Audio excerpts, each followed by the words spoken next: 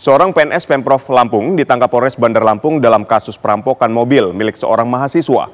ASN tersebut diketahui bekerja sama dengan seorang anggota polisi yang telah ditangkap sebelumnya.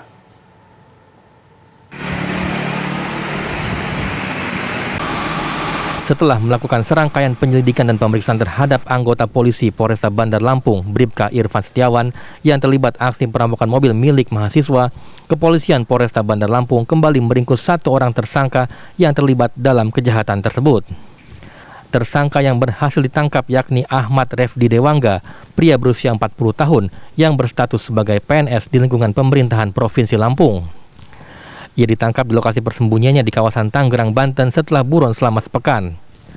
Kapolresta Bandar Lampung, Kombes Ino Haryanto menjelaskan, tersangka baru ini berperan sebagai eksekutor yang menganiaya, menyekap dan membuang korban di tengah perkebunan sawit.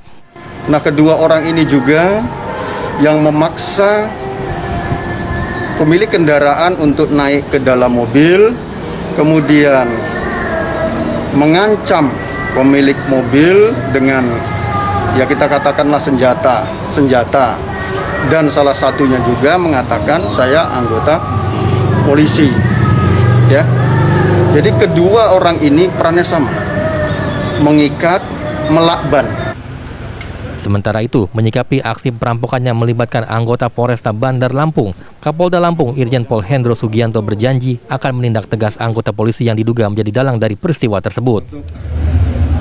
Anggota oknum anggota Polresta yang terlibat duras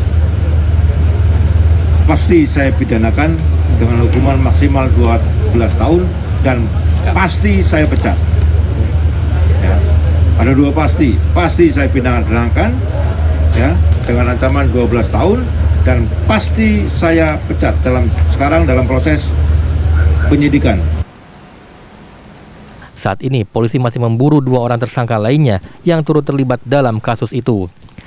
Sementara mobil milik korban yang dirampas para tersangka masih berada di Polresta Bandar Lampung sebagai barang bukti.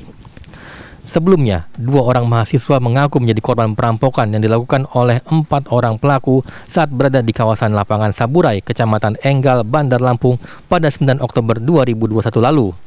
Saat itu, para pelaku mendatangi korban dengan mengancam menggunakan senjata api. Dari Bandar Lampung, Pujiansah TV One mengabarkan.